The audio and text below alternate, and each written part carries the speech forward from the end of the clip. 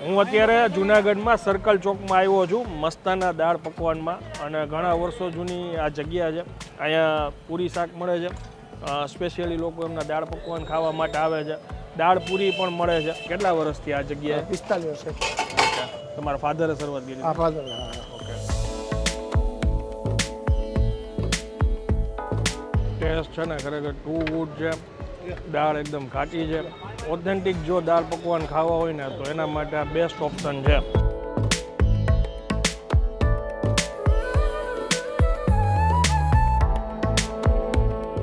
આ જગ્યા છે ને અહીંયા રોકવી પડે એમ છે, કેમ કે વળી જો હું દૂરથી વિડીયો લઈશ ને ત્યાં બીજા બે લોકો જમવા માટે ઊભા રહી જશે. હું અત્યારે જુનાગઢમાં સર્કલ ચોકમાં આવ્યો છું મસ્તાના દાળ પકવાનમાં અને ઘણા વર્ષો જૂની આ જગ્યા છે. અહીંયા પૂરી શાક મળે છે. સ્પેશિયલી લોકો એમના દાળ પકવાન ખાવા માટે આવે છે. દાળ પૂરી પણ મળે છે. ટાઈમિંગ, પરફેક્ટ એડ્રેસ બધું જ આપણે છે ને આ ભાઈ પાસેથી જાણીએ. ચાલો શરૂ કરીએ.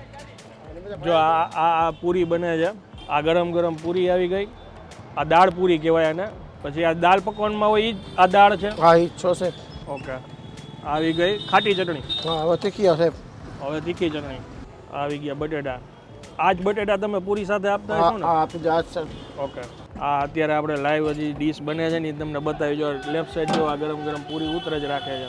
અને હવે આવી ગયું આ પકવાન. પકવાનનો ચૂરું કરીને અંદર નાખવામાં આવે છે. આની 60 રૂપિયા કિંમત છે ને? હા સર. ઓકે. સાહેબ આપણે આ એક્ઝેક્ટ લોકેશન ક્યાં આવેલું છે? સર્કલ ચોક છે, એસડી બેંકની સામે. એસડી બેંકની સામે સર. ઓકે. અને કેટલા વર્ષથી આ જગ્યાએ? 45 વર્ષ. ઓકે. તમારા ફાધરે શરૂઆત કરી? હા, ફાધર. હા. ઓકે. કઈ કઈ આઈટમો રાખીએ છીએ અત્યારે? દાળ પકવાન, દાળ પૂરી, પૂરી શાક, 3 વસ્તુ. છાશ, પાપડ બધું. ટાઈમિંગ? હવાના 7 થી બપોરના 1:30 વાગ્યા સુધી. ઓકે. તો એક દાળ પકવાન આપણી પ્લેટ બનાવજો.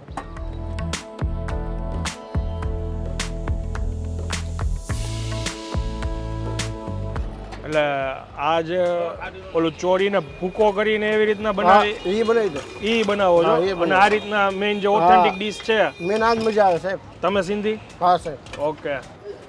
વાહ ભાઈ વાહ. આમ જ મજા આવે, આખામાં જ મજા આવે. ભૂકો બનાવી છે બટેટા નાખીને જેમ કેમ આમાં સિંગદાણા સેવ કાંઈ નથી, જે તમારે ઘરે ખવાતા હોય એ જ આઈટમ ખરાવાની છે. ઓકે.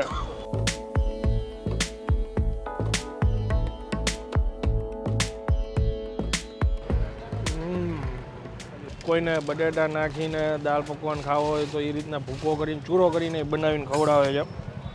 પણ સાચી મજા ખરેખર આ જ છે.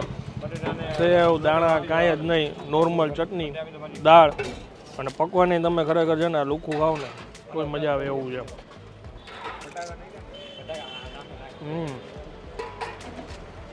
હવે દાળ ખાઈ.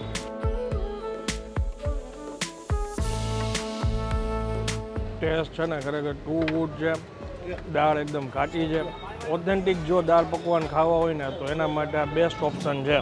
સાથે છે ને ફ્રાય મરચાં અને પપૈયાનો સંભારો આપે છે. અને બાકી જેમ ભાઈએ કીધું કે માત્ર 3 ડીશ બનાવે છે અને સવારથી બપોરે જ્યાં સુધી એમનો ટાઈમિંગ છે ત્યાં સુધી આટલી જ ભીડ તમને અહીંયા હંમેશા જોવા મળશે. હવે હું નાસ્તાની મજા લઉં છું. માહિતી સારી લાગી હોય તો બીજા લોકો સુધી શેર કરી દેજો. મળીએ હવે નેક્સ્ટ વિડીયોમાં. ત્યાં સુધી જય હિન્દ, જય ભારત.